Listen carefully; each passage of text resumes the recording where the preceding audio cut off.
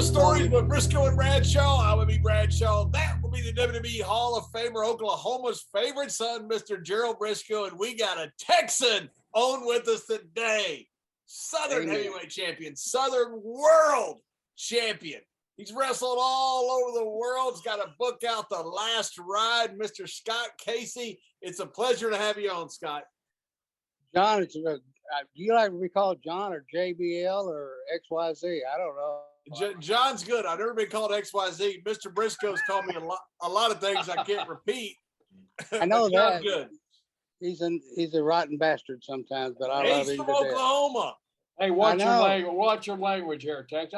Folks, I'm surrounded by two Texans, so if the language gets a little blue here, it's not my fault. I try my best to control, make this a family show. But when you have two Texans together, their language automatically goes to the gutter. So we got a guy on here today, Scott Casey, Cowboy Scott Casey, that I've known since his beginning of his career. And he was always one of those pretty lover boys, you know. But man, the guy, when it come down to working, this guy could work, and he got it. He got his wings out in West Texas with the Funks and out there. But you know what? I'm not going to tell the story. I'm going to let him tell the story. Scott, kind of take us in before you grow up years. You were an athlete. I don't know what kind of athlete you were. I think you were a hell of a football player, from what I recall. And and so tell us a little bit about your upbringing and what got you into that pro wrestling. Well, you know, it all started in Amarillo. It started in a little town called Borger, Texas, up in the northeast corner of Texas. And I would drive my dad nuts to go to the matches. And, you know, he'd break down every once in a while and go. And I saw guys like Paul Bellerjean lifting the horses. I saw Haystacks Calhoun. Now, what was that you saw? Who lifted what? I think his name was Paul Bellerjean. It was either him or one of the Canadians that would lift a horse. Wow. He had a ladder, and he'd get up on the ladder, and then he had a brace on his back, and he picked the horse up, you know, and the people go nuts, you know. And I thought, man, I'd love to do that, you know. And I don't mean to cut you off, Scott, but Jerry dated a horse in high school. I can believe that, but I won't even go. It was a mare, John. It was a mare. But anyway, I mean, guys like that. And I remember seeing Dick Murdoch, and a funny story real quick about Dickie. Well, we're going to get a lot of Dick Murdoch stories, but tell us just to warm us up on the. Oh, this, you'll laugh your ass off on this one. I mean, you know, the trees here in Arkansas are greener than green, and I was even greener than they were. And my first match was in the ring with Dick Murdoch, and we locked up, and he goes, "Big old arm, Greg." I said, "Me or you?" He stood back from me. He said, "Me, ignorance, me." You know, that sounds just like Murdoch. You know, his dad was a wrestler. He was, and Terry. And did you know his dad, Scott? Did you know Murdoch's dad? No, I did not know. Frankie Murdoch. I heard of it. I think he passed away. Yeah, but you know, Dick was for a buggy whipped arms, pot belly, and 6'4". This man could beat the living hell out of anybody, and he knew how to start it, stop it, make it stand still, make it jump up and laugh. I mean, I admired the way Dick worked, and I got to the point where I was taught by Dick, Duke Myers, Terry Funk, Dory Funk Jr., and Bobby Duncan. And prior to all this, I did hair. I did women's hair, men's hair, and Ray Stevens used to do promos saying, "Yeah, he plays with women's hair and all this stuff." You know, I thought, well, there goes my career. Anyway, so, but I mean, I learned from the best. You know, so you got your dad. So what? You got your dad to take you to the matches in Amarillo, I suppose. Yeah, finally. How old were you at that time? I was probably about 8 or 9, 10. 8 or 9. Something So like that's when your love for professional wrestling first started growing. That's when you really. Oh really yeah, knew that. absolutely. Yeah. So your first matches were in Amarillo. The Funk family was there, of course. Was that before Terry? Was that before Terry and Junior got into business and all Murdoch's and all that? No, they were already in the business. You know, Terry was. Let's see, Terry's 77. I'm 75, so he was in there a few years before I finally got started. I actually met Terry out at Buffalo Lake, which is outside of Amarillo, and he had blonde hair and he was kind of thin and he hadn't filled out yet. But we talked a little bit. He still doesn't remember that because I'm sitting out here in the hallway and all the kids are gone. Anyway, we got to be friends. And he asked me one time, he said, "You want to stay in Amarillo?" I said, "Not really." I said, "It's flatter than piss on a platter." And he said, "No." He said, "You're right." He said, "What, would you like to wrestle?" I thought about it. I said, "Yeah, I think it'd be great." He said, "Well, build yourself up." Well, I went from 180 to 240. And I mean, I blew myself up like a toad, Now, when you went to 240, when you got up to 240, was you an athlete at the time? You said you're 180. You're a big guy. You're a tall guy. You got a great frame on you. Were you an athlete in high school? Did you play football? Yeah, I played football in high school. I played at Pascal High School in Fort Worth. Then I came back and went to West Texas State and tore up a knee. West Texas State, that's when you with Frank Goodish, better known as Bruiser Brody, correct? Yeah. I sure miss Frank. I mean, when I found out he died, I cried like a baby. Because, I mean, he was nuttier than a fruitcake, or he thought he was. Tell us a little bit about his college days. How was he crazy? Because I know he had been asked to leave Iowa State University for reasons that we won't discuss on this show. He probably wanted to whip somebody's ass. Yeah, I mean, that's actually how it happened. He ended up in West Texas with all the outlaws down there. He went. I think he went to the Redskins for a while too. Yeah, that was after West Texas. Oh yeah, yeah. But he was always crazy. I mean, he thought he was. He acted like it. But he and I were the same age. And he used to tell me things, and he'd scream and holler. I said, "Shut the fuck up, Frank! You're not impressing me a bit." And that got over with him, and he appreciated my honesty. I'm surprised he didn't kick the shit out of me, but he didn't. But I mean, he called me up in the middle of the night. "Scott, come on, we're gonna go do legs." 3 a.m, we're in the gym doing legs, and I'm going, "My God, this man's insane." But it paid off in the long run. It's just like, I remember somebody said, "Scott, you'll never be big enough, you'll never be tall enough, never be this or that, and this and that." And I thought, "You son of a bitches." And whenever I walked through the curtains at Madison Square Garden to wrestle the Tonga Kid, I said, "Now, you doubting son of a bitches." I said, "Who's having the last laugh?" And, I'm one of these guys, don't tell me no. Brain surgery, give me the fucking scalpel and stand back, and I'll see if I can do it. I'm not going to be the patient. So anyway, let's Scott take us. Frank Goodish at West Texas State here, and you're playing football. You had a knee injury, and that cut your career short. And that's the time that you wanted to actually roll into professional wrestling, right? Right.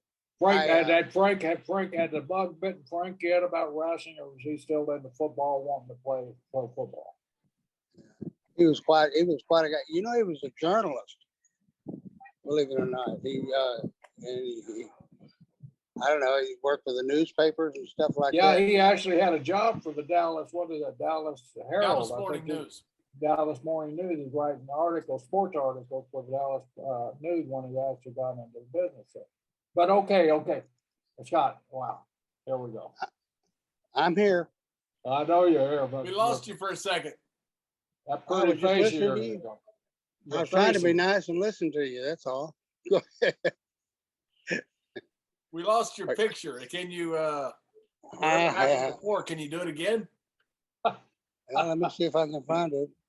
I got to go to the car because the battery is going low on this thing. Hold on. I told you to charge your phone up, Scott. I did charge the son of a bitch up, but I've been talking to you and gibbly gabbling. You know, You were gibbly gabbling. yeah, that's my own special word for. Oh, I'm glad. That's I'm glad you shared that with us, Scott. Okay, So- well, I appreciate it. Jerry, you Yeah. and Jack were one of my two favorite best guys that I ever worked with and enjoyed being around. Y'all are always happy, made me happy. We're happy Anyway. people, man. We're around good people, and being around you, Scott, made us smile and made us want to be good. You know, that's the You're- nicest thing. That's the nicest you have ever been to me. You always were giving me a bad time. I appreciate it. Well, he does hey, the same Coach, thing to me. He does the Coach- exact damn thing, same thing to me. He's mean. He's know, a you mean guys are pokey. Texans. Well, if you look like that, you'd be mean too, you know. But I mean, what can I say? No, I'm just teasing. You know that, Jerry. I'm Yeah, not see you teasing. though. Hold on, let me get this guy. There you are. All There you are, Scott Casey. right, hold on. Hey, put that phone on the dashboard so you don't have to hold it for another 35 minutes. Well, I can't talk because I can't use my hands. You know. Well, you can use your hands. You don't have to swing the phone around with it. Are you talking? All right, Scott. What up? There's a He's this bossy, meeting too. is being recorded for okay. Blah blah blah. Now we lost you again.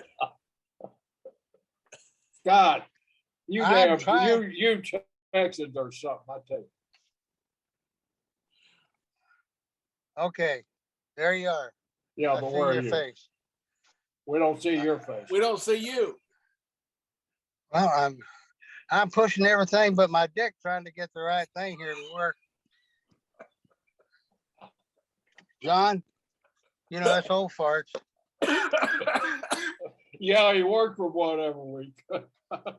Yeah. But this one's from Oklahoma and knows what the heck he's doing. I got your pictures. Yeah, I but we don't don't know. have yours.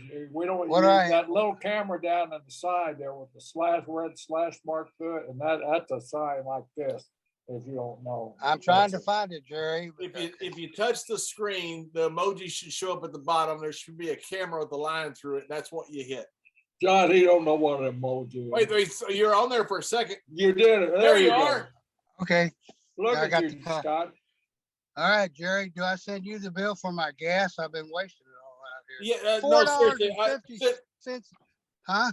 Scott, Yeah, you can send it to Scott, all joking aside, send Jerry a bill like for your car, for the gas, and for like a meal, and several other things. Just like put it all on a bill, itemize it, and just send it to Jerry. He'll send you like a lot of money. He's rich. I'd fucking starved to death before I got that. I love you, Jerry. And watch your language. I'm fighting you for every cuss word. So by the time we get through with this, you'll owe me money. Okay, that's fine. He's been finding me forever. He makes me put $1 in a jar every time. That's what I come up with. Oh my God, that's Yeah, it terrible. looks like you've been Finding me taking for cursing because he's a dang Okie. looks like you've been taking money out of the jar too, John. Of course I have. I don't blame you. Anyway, Scott, Okay. we're talking about Frank Brody, the Frank Goodies, at West Texas State, and okay, you blew your knee out. Now you're romancing the funds to get a job, right? To start wrestling. Yeah, and I Hey, finally. I got a question before you get it. How easy was it to get into that West Texas State? How easy was it? What? How easy What? academically was it to get in one of those Texas colleges like West Texas State? It's I mean, the what do you have to Harvard of do? Jerry, Make an it's the X, Harvard make of an the X. South. Yeah, Well, but no, both of you made quit an talking X. at the same time. I can't understand both of you getting excited. Just relax. You know, it'll be over in a minute. That's my, Okay. thank you, Scott. I've been saying that for a year now. So okay, take us to when you started wrestling. You finished with West Texas State. Now, Okay, my first match was with Dick Murdoch, right? Yeah. Now we're in the dressing room, and the old man senior was in there. And John, I don't know whether you ever knew senior or not, but he look at Terry, except a little shorter. He was just as crazy as his father was. Anyway, we're in the dressing room. He says, I want Dick, I want you to hard way. And like an idiot, I sit there, oh, okay, yeah, I know he's going to hit me. So he pulls back. I mean, we get in the ring. Murdoch just potatoes the shit out of it, and it's not going anywhere. It's not blooming up, nothing. We get back in the dressing room, and the old man goes, "You son of a bitch." Murdoch's looking at him like a little kid, and he says, "I told you I wanted you to get, you know, make his eye bloom up." He said, like this. He pulls off his ring. Now picture this. I'm standing here. Murdoch, Terry, and Lord Al Hayes are over here. He rears back to hit me, but instead he caroms off and hits Murdoch. Just blew his up. Boom. And then he hit Terry, and Murdoch got the message, and he moved out of the way. I mean, and I didn't think anything. I thought, I'm leaving the next weekend. I'm going to Florida.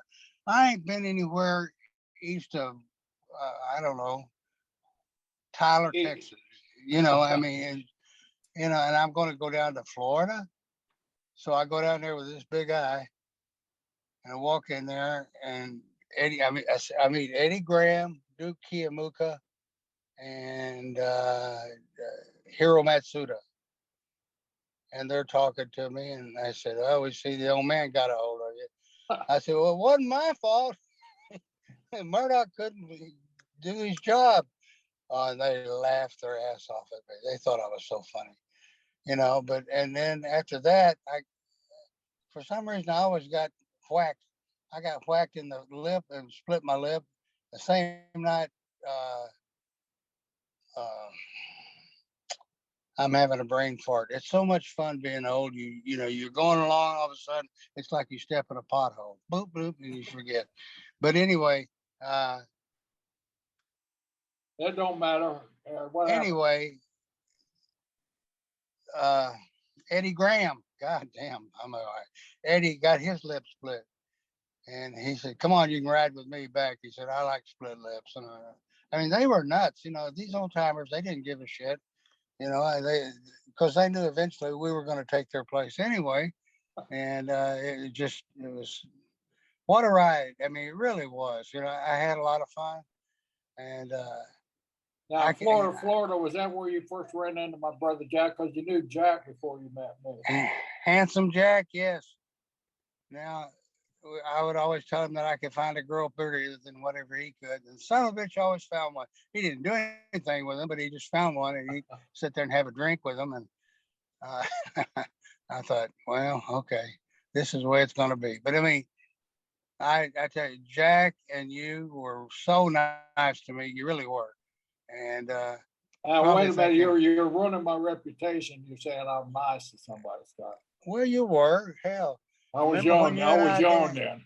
You remember when you and I danced in Lubbock, Texas together? No, tell me that story. I think I was down on some of Texas hoops.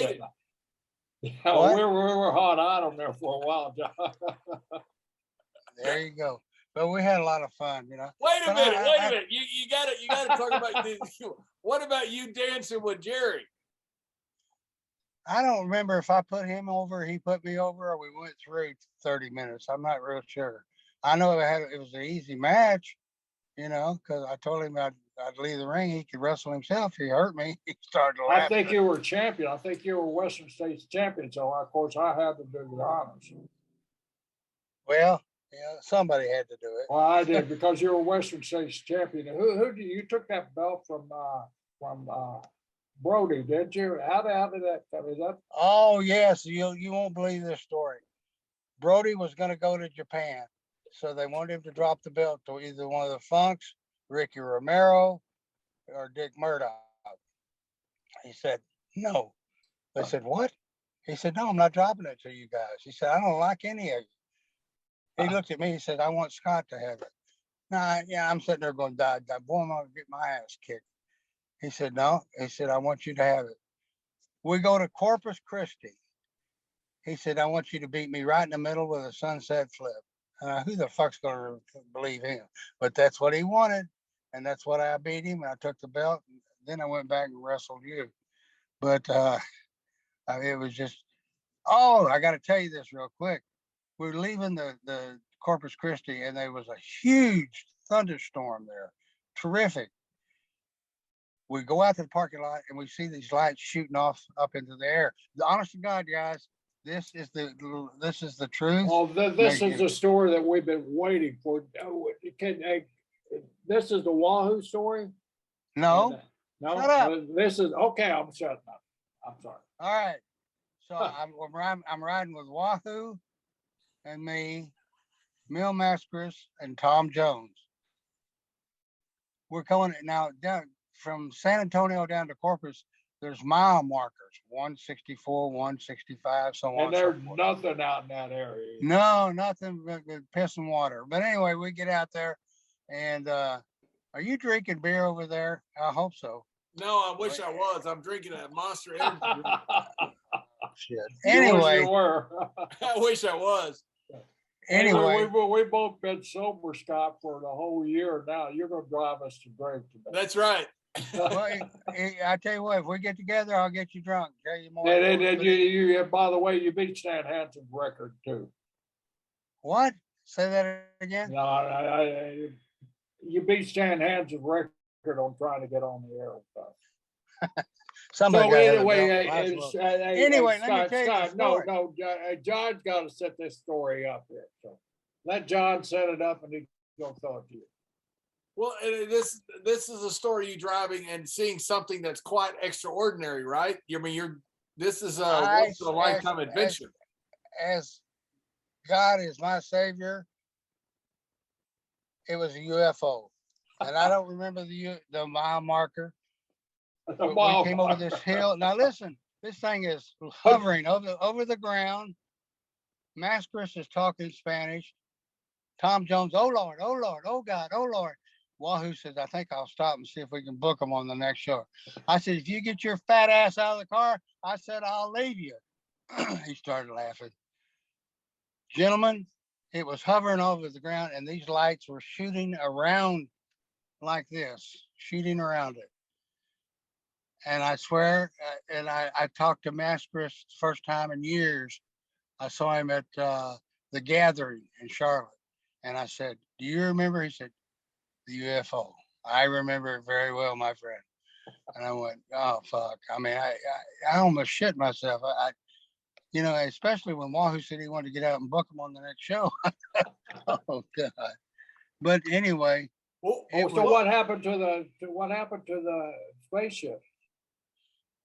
I don't know, maybe it went to a 7-Eleven. I fucking don't know. All I know is that we got the hell out of there. I was not about to sit there and let something come out there and zap it did hover along the road there with you, or it just what did you stop? Did you stop? You didn't stop the car and let Wahoo out. We slowed down, and I said, Wahoo, if you stop this car and get out, I'm gonna leave your fat ass. And that's exactly. And I was scared to death of him. I afraid he'd kill me when I said well, that. You could have done the world a favor at that time and stopped the car and let Wahoo get in that damn spaceship. We would if Wahoo would have got in there, those aliens would have surrendered in no time at all, because he would have chopped every one of them to Hades. Oh, anyway, but we left and we came back the next week. It was a weekly thing. We came back with the UFO as the weekly thing. It was gone. It was gone. It was done. That was it. And I'm telling you, that was the scariest I've ever been in my life. I thought, if that door starts sliding open, I'm running in the field or something. I'm gonna get away from it. It was. So they must have done one of those little scams. There's no intelligent life in this automobile. We'll go on. We'll wait till the next one. If you ever see Mascaris, you can ask him. Now Tom Jones is dead. Mascaris Wahoo alive, and I'm alive, and Wahoo is dead. So there's only two of you left that can verify this. Right. Absolutely. Maybe there's something to that. John. Well, Mascaris, he's not known to be a big bullshitter. He'd tell you the way. No, he's not. No, he's a good guy. So what did it look like? Was it a saucer? It was kind of like saucer, but it looked kind of long. and on the outside they had lights going around like this, and What color were the lights? different colors: red, green, orange, blue, purple, you name it. They were. I thought somebody's pulling a rib on us, but no. Was it solid? Was there any noise to the thing? Was there any what noise? Did you hear anything? If we did, it was behind me because I was. It was behind you. So you were the fastest of the two vehicles. Absolutely.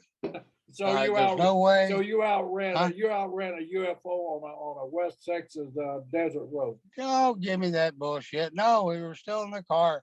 No, I know, but your car outran a UFO, Scott. Follow me here. It's difficult. I know you're from Texas, but follow me.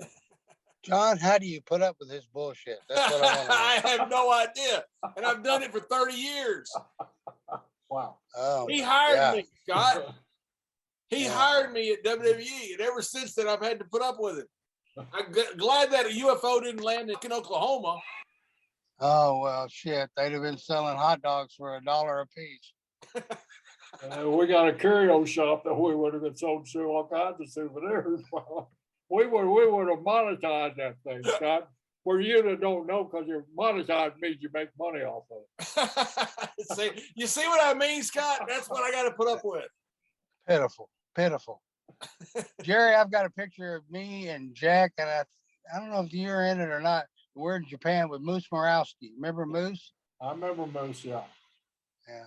Anyway, but I just. So what's that have to do with the UFO, Scott? Nothing. It just when you get. So what happened with the UFO? Finish the story about the UFO. It left, and we left. You know, it left before you guys did. Now you wouldn't let Wahoo out. You must have slowed down when you saw it. We did slow down. He slowed down. He was driving.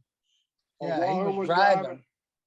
Wahoo was driving. It was his Cadillac, but I told him, I said, if you stop and get out, I'm leaving your fat ass, and that was the truth. You know, I mean, hell, you know, none of us had any guns on us or anything like that, and I didn't want to get killed, or, you know, we might have been on Mars or Saturn or something by the time they got through with us. I don't know. Main event on Mars. That'd been the first. Yeah. Anyway.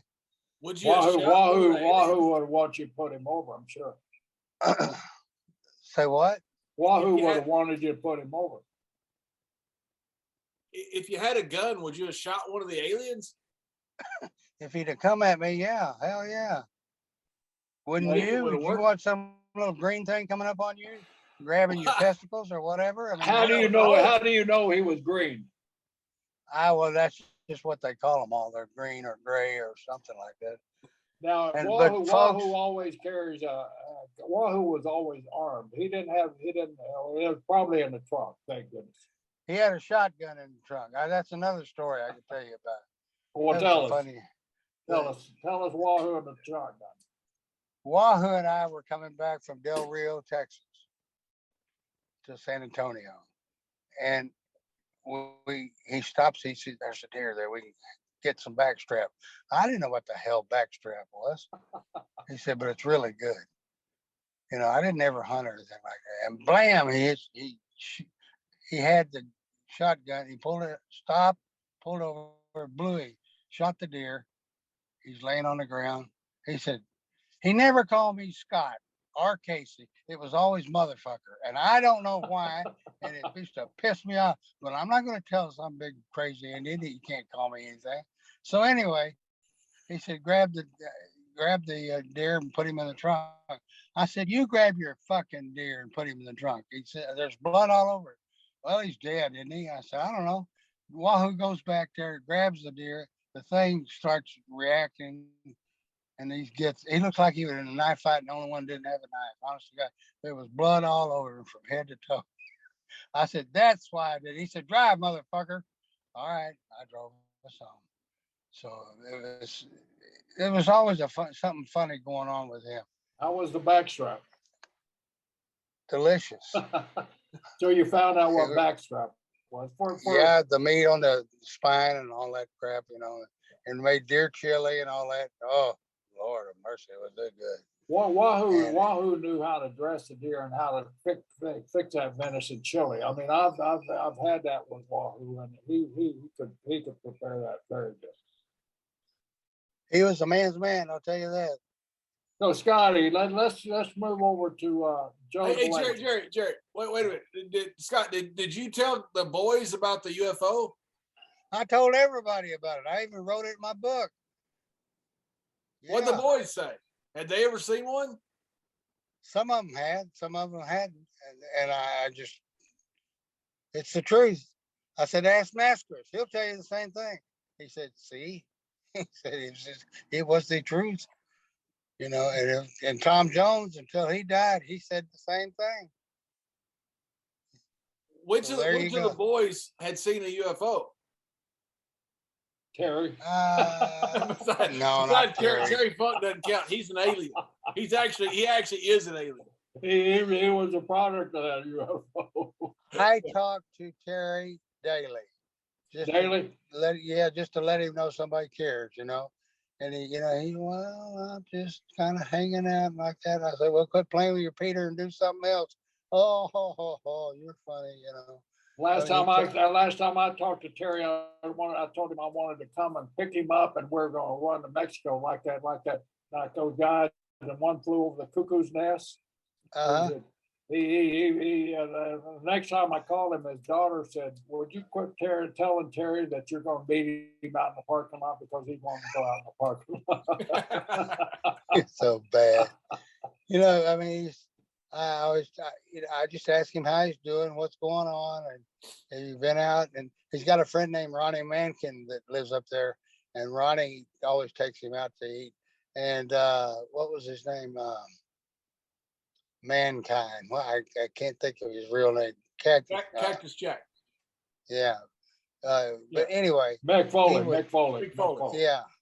Mick went by there to get him, and he took him out to eat and stuff. And he appreciates the guys calling him. You get a chance, give him a call.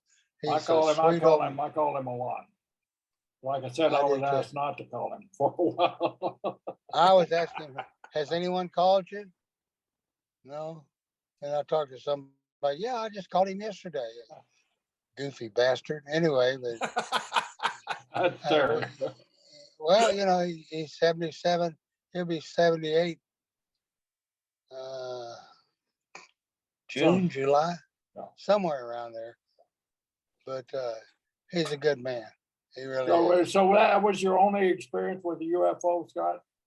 Do what now? That was your only experience with a UFO? Nope. No, wait a minute. You had more encounters?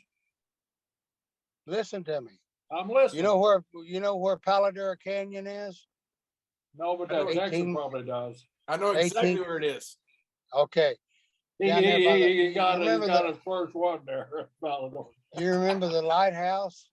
The big John lost his virginity there, Scott. Well, good. Yeah. I hope so. He was 24 years old. Yeah. But anyway, see what I got to put up with, Scott? Yeah, I mean, it's pitiful, isn't it? It's awful. We're at the canyon now, and UFO. It's by Canyon, Texas. Anyway, up in there, a friend of mine, Andy McCullough, there in Amarillo. I don't even know if he's still around or dead or alive, whatever. But anyway, we climbed the lighthouse, and we get up there. I said, "Can we get back down?" He said, "Not tonight. You can't. We're going to spend the night there." And we did cross ties with the rope, and we slid under them so we wouldn't roll off the side. It was like 400 or 500 feet down from where we were. So we're laying there, and you hear the cows mooing and birds chirping and whatever. All of a sudden, a red flash came right over us with this intense heat and went straight up. And the time I looked up, it was gone. And I said, "Andy, what was that?" He said, "That, my friend, was a UFO." I said, "You're shitting me." He said, "No, That was the first time. And it was, I mean, the heat, it felt like it does now when it's hot. But I mean, except twice as hot. It was unbelievable. And I said, let's get out of here. He said, we can't. You know what shale rock is? It's rock that lays on top of each other, but you don't want to try to climb on it whenever you're in the dark. That's because you could fall off and kill yourself. So we stayed up there, but the rest of the night there was no cows mooing, there was no birds chirping, nothing. And I mean, I think I slept about 2 weeks looking around thinking maybe it'll come back. Didn't want to get carried off. So you stayed there 2 weeks? No, I said 2 winks. Oh, 2 weeks. I said I didn't sleep for 2 winks. I was scared. You know, but outside of that, that's the only 2 times I ever saw it. But I'm surprised, as much as we used to travel up and down the roads, that I haven't seen anymore. You know, back then it was riding with 4 guys, each of you are paying part of the trans, and baloney blowouts and cold beer and whiskey and whatever. And I got to tell you a funny story with Brute Bernard, Sweet Hanson. Did you leave something in there? Yes, I did. Okay, hold on. I got to pull back. The old gal left her whatever in her medicine. All right. Is that the pharmacist that helped you get online here? No. That's my girl. Okay. That's my old girl. She's the same age as I am, too, 74. And now you're getting in trouble, Scott. I know that, but what the fuck else? Where are you going? Where are you going, Scott? I am going back up so she can get her medicine. She had that sometimes disease and she forgot it and left No, it. I didn't forget it. It dropped out of my purse. All right. Hold on. See, when you get to be an old fart, you can have these problems too. No, I hope I get there, Scott. I hope I get as old as you. You're as old as I am, you miserable prick. Your language, man. Well, Now Scott, what are you lost doing? your picture again. I know, because everything went ass You backwards. know, when you put the car in reverse, John, it shows you the rear view. So that's what happened. There you are. Yeah, that was okay. a better picture before, Scott. Shut up, Jerry. Goddamn Indian. No. Do you Okay. think maybe somehow you attract UFOs? Look at you, smart ass. Well, wait a minute. It was slow just down. That's a logical question here. You know, John has never he's not quite up there with you and I, but he's got a few miles on him out in those West Texas roads and everything. And oh, he still got dark hair. Miserable prick. I hate him. who? What are you doing with the? You died, or how old are you now, John? 55. I got a little gray, not much. No, I don't dye. That's my hair. I use Rogaine. And don't bend There you over go. like that, John. Does it work? It wouldn't work on me. That's for damn sure. But I don't dye. Okay, well that's all So right. anyway, so you track UFOs. That's you were sitting with 2 guys that put on millions and millions of miles, coast to coast, border to border, and worldwide, and never seen a UFO. And you've had the honor of witnessing 2 UFOs. That's quite a remarkable feat, Scott. As God is my witness. Well, I believe you. I believe you. You never I lied believe to you me. too. I just wondered if something about you attracted UFOs, maybe. My good looks. Well, forget that. Yeah, you did forget that a long time ago. Yeah, well, that's the way it went. I was pretty back then, though. Yeah, you're pretty okay, pretty boy. Take us to Joe Blanchard and Tully, your favorite guy there. So tell us a little bit about your matches. Tully was champion. Joe brought you in to win that title, right, from Tully. And you guys then you went on and well, I'll let you tell me the story. We they called me. I walked away from wrestling for about 2 weeks, 3 weeks, and I get a call from Wahoo and from Joe, and they said we'd like for you to come down and maybe help us out. We're trying to get Southwest Wrestling off the ground. I said, okay, like an idiot, and they flew me down, put me up. I stayed at Wahoo's place, and the first time I get in the ring with Tully, I they it, he turned me babyface, or I turned babyface simply because that's what the people liked. And away we went. I mean, we did some hellacious business down there in San Antonio, and Joe was just a really, really nice man. I miss him terribly, and he always took good care of me. And I get out of the ring anyway, and he goes, "Scott, you're our new baby face. Tully, you're the heel." He said, "Good." Tully was a prick. I don't know. I heard different stories. I'm not going to say them, but I know that what? No bargain. I don't give a shit. No, she's telling me no parking. I'm sitting there. Do you think I care? You're a senior Anyway. citizen. You can park anywhere you want to. You're absolutely right. I'm gonna get over here. I'm gonna try to get over here. Just tell them JBL told you to park anywhere you want to, and you'll send JBL dollar bills to it. Hold on, let me. I can't walk and talk at the same time. We got the dog in there too. Yeah. This is their family trip, then, right? You don't have any But- aliens in there, do you? Anyway, no. You're getting as bad as your cohort there. Anyway, Oh, I know. He's rubbing off on me, Scott. It's not my fault. I have Anyway. that effect. I don't. When did you start up in? Were you in the WWF or were you WWE when you were up there? Both. Mr. Briscoe is the one that hired me back in December of 1995 Wow. in WWF. Then, and then we lost a lawsuit to a panda and had to change our name to WWE. Yeah. Anyway, I'm trying to think how I wanted to put this. I went there and we started doing business in Eddie Mansfield. You remember Eddie Mansfield, guys? Right, Eddie Mansfield. Yeah. And Now, Eddie was the hot baby face or heel? he was the hot heel and I was the baby face. And we did more fucking business than you can imagine. And we did a You guys had the record deal for Freeman Coliseum after years and years, right? Yep, we did.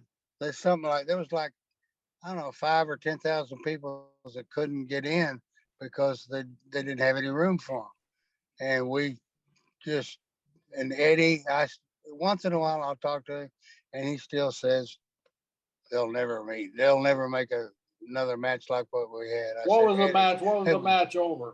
What was the angle that got you guys so hot, Scott? Well, we did a hair versus hair match. And, you know, they're not going to let the baby face get his hair cut, you know. Still talking. Is that still a tripod radio? Yeah, I'm still talking on the radio these days.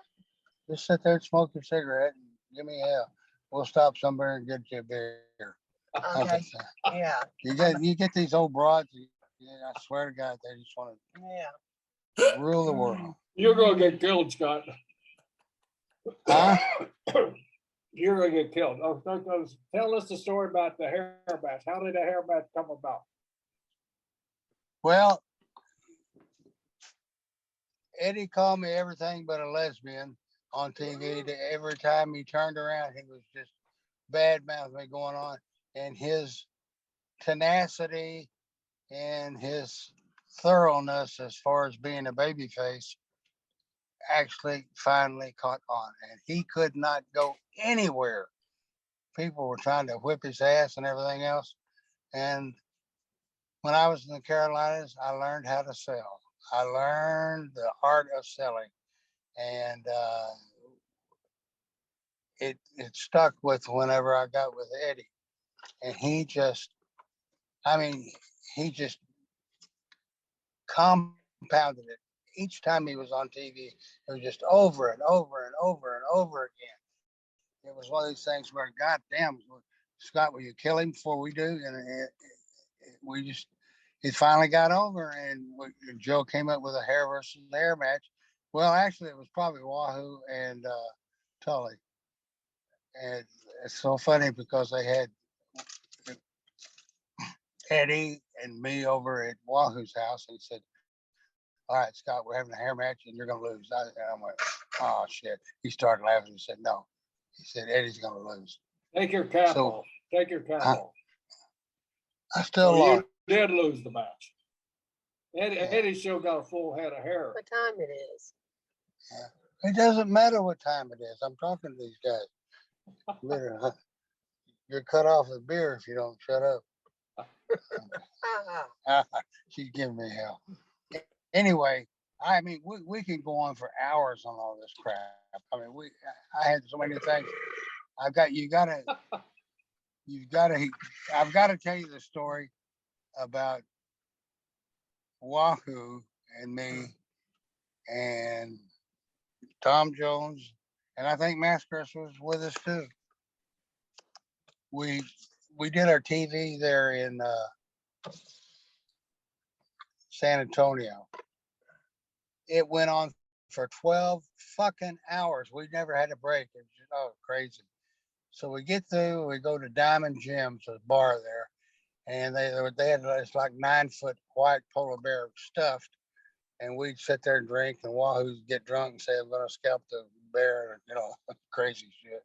Anyway, we were talking and carrying on, and all of a sudden, I look around, there's no Wahoo. And I thought, the motherfucker went off and left us. And Wahoo was, let me stop right here and say, Wahoo was this kind of person. If a little bit's good, then a whole bunch has got to be great. It don't matter what the hell's going on, right? Right. So we go, we're sitting there, and we get a ride home. And here's Wahoo's black Cadillac with the Wahoo plate on it. And he's got the headlights are still on, the door's open, the front door of the place is open. And I'm going, oh shit, wonder what happened. We go in the house, and I'm the first one in, and I step and shut up, honey. She hates this story. Anyway, so there's 3 piles of foam on the floor. And I reached down and I went, oh, there's shit under each one of them. Honest to God, folks, this is the truth. I wrote it in my book. If you'll buy the damn thing, What's the name of your book? What's the name of your book? One Last Ride. One Last Ride. Tale of Cowboy Scott Casey. Is it on Amazon?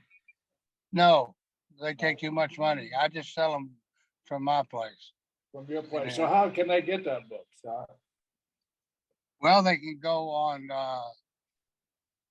PayPal or what is it, Vroom? Yeah. Something like that. And or they can just send me a check for just send you a check. Yeah, for $40. And I've sold a ton of them, and people have all said they liked them, But anyway, so we go in and we see 2 other piles of foam, and I hear the shower running. So I thought, well, maybe he's in the shower. He might have shit himself. So I go in there. His boots are in the shower. His pants are down around the boots.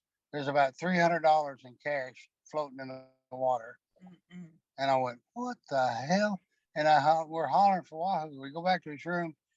Now here's a 285-pound man, and he's underneath his bed. And he's going, oh, motherfucker, do something. Oh, and he had a girlfriend that was a nurse, and I called her. Her name was Sandy. I told her, I said, the crazy bastard did something. She came over there and said, what did you do, Wahoo? He said, oh, I'm too goddamn fat and I want to lose weight. Now listen to this. He took 3 Phenaments, 2 LASIK shots, and something else, and like to shit himself to death. Honest to God.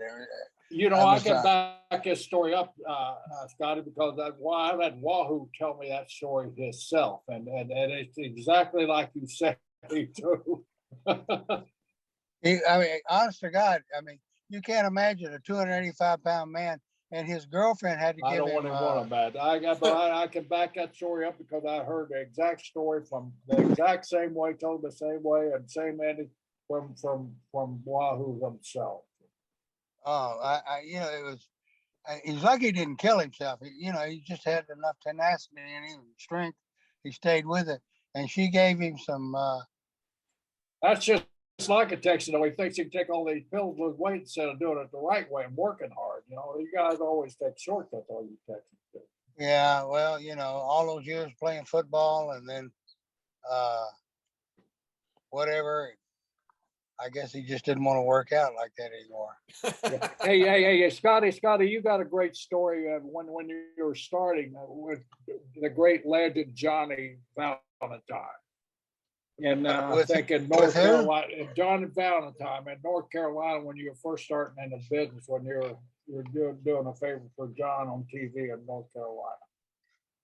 Tell me the name again. Johnny Valentine. Oh, yes. I'm in the curtains. We're at High Point, North Carolina. And George Scott was a booker. He said, Scott, do you know anything about John? I said, no. I said, well, fight for your life. He pushed me through the curtains. I went, fuck, what? What are you talking about? I thought, what happened to the word work? I get out there in the ring. And and I'm sure Jerry's had a taste of him too, God rest his soul. He beat me from the shoulders, the chest, the stomach, the legs. And I'm sitting there thinking, you motherfucker. I said, and I'm probably 1,500 miles away from Texas, but I ain't going to let no son of a bitch beat on me without giving him some potatoes.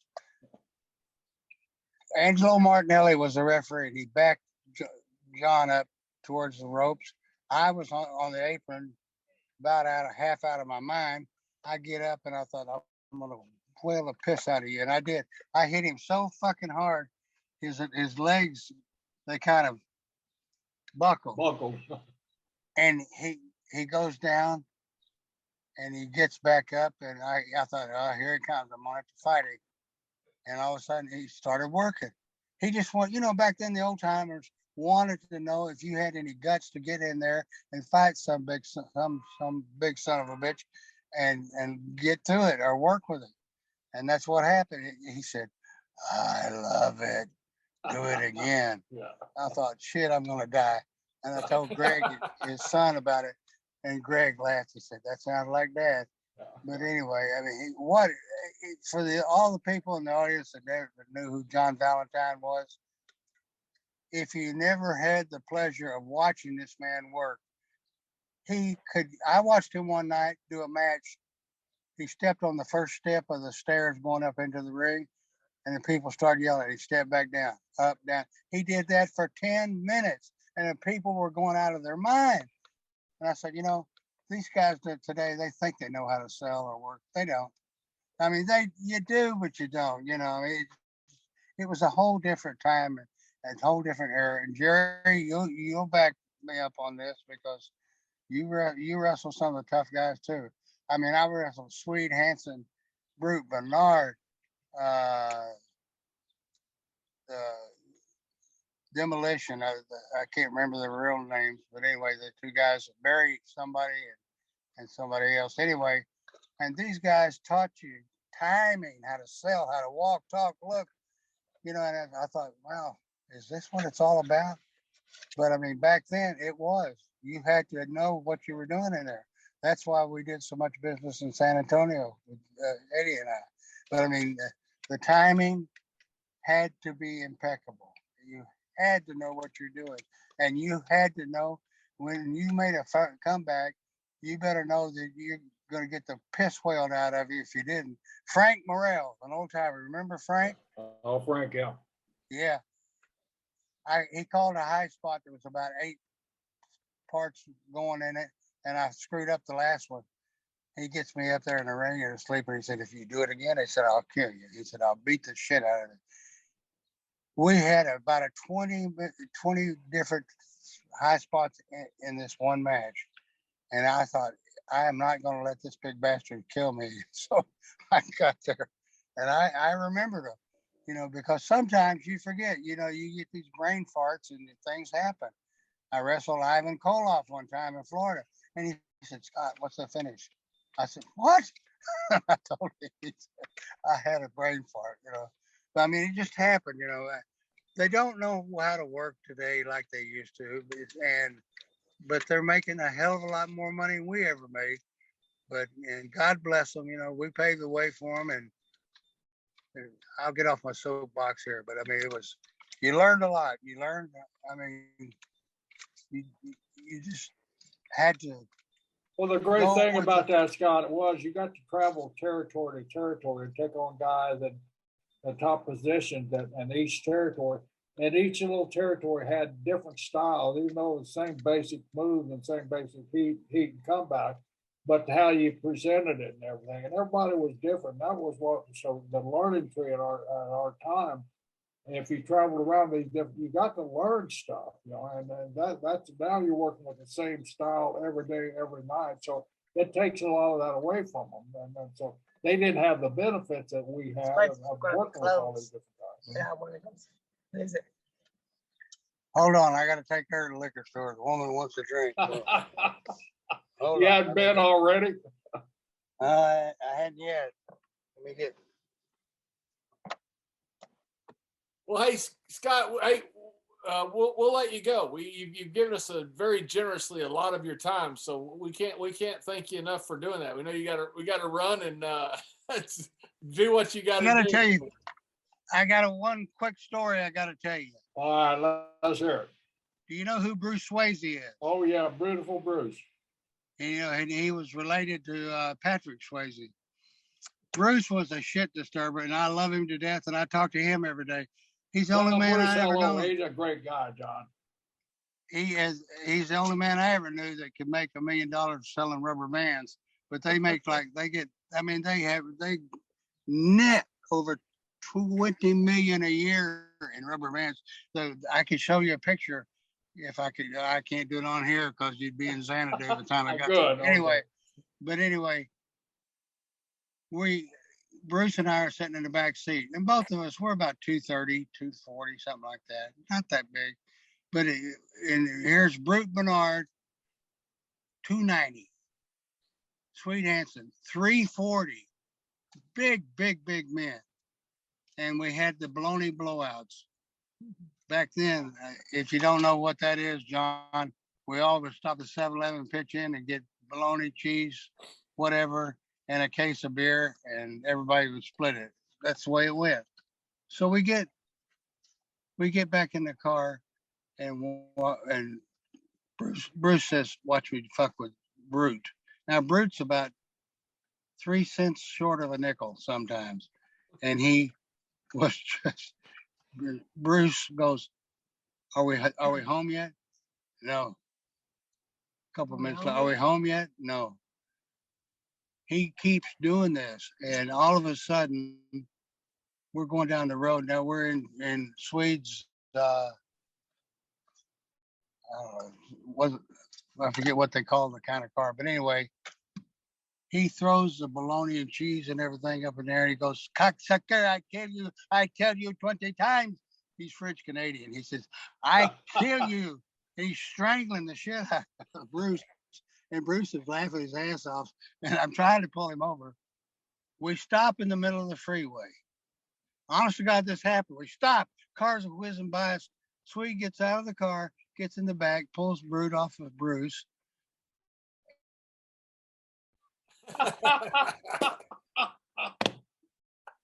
Well, there you have it, Jerry. Oh man, I couldn't have gone any better. So we'll have to tune in to part 2 of Scott Casey. That's right, to see if Swayze got killed. Yeah. Well, he's still breathing, but Bruce, we'll see him out the Cauliflower Alley celebration coming up in whenever that is, and probably at the George Tragus Lou Fez celebration up in Waterloo, Iowa, at the Dan Gable Museum up there, which you've been honored there, and you're being honored at folks at JBL is getting what is Mike Mazurka Award. And you guys that don't know Mike Mazurka, he was a pioneer in this business. he was one of the first wrestlers to become a major movie star. And for some reason, they see those traits in John. So the CAC is going to award John. So I'm going to be out there. I'm going to harass the hell out of my friends. So everybody join us at the George Traeger Blue Flares Hall of Fame in Waterloo, Iowa. And most of all, at the Cauliflower Alley Convention in Las Vegas, Nevada, where John's going to accept the Mike Mazurki Award. Yeah, and quite an honor. I got to go into the Chicago Fez Hall of Fame, which you inducted me several years ago, which is quite an honor as well. And of course, I got the wonderful honor of inducting you and your brother into the WWE Hall of Fame. So, yeah, I'm looking forward to being out in Vegas. Maybe Bruce Swayze will be out there and can finish the story of whether Brute Bernard ever got hold of him or not. And we promised our listeners that beautiful Bruce is out there. We'll do a special with Bruce and have him continue this story. Absolutely. And that was Scott Casey. As you can see, he was he drove from Arkansas into Louisiana to get better Wi-Fi. He actually had to go into a hospital and ask a person there how to get on the Zoom call. So we had to download a Zoom app, get on the Zoom call, and got on with us. So you see, we had a few technical difficulties, but not due to a lot of hard work on Scott Casey's part, who drew a ton of money, by the way, in Joe Blanchard's territory with Eddie Mansfield. He set the territory on fire from everything I've read and heard. I remember back in those days that Scott was one of these great underrated talents, John. Every territory had these guys that were just fantastic, and that all they needed was somebody to get confidence in them and get behind them and really give them that touch. And Joe Blanchard, one of the most respected promoters in the business at that time, saw that in Scott and gave him that touch and gave him that push that we all need to get over. And man, it worked. And like I said, they were setting records, every night. They were at Old Freeman Coliseum there in San Antonio and packed that place out every week.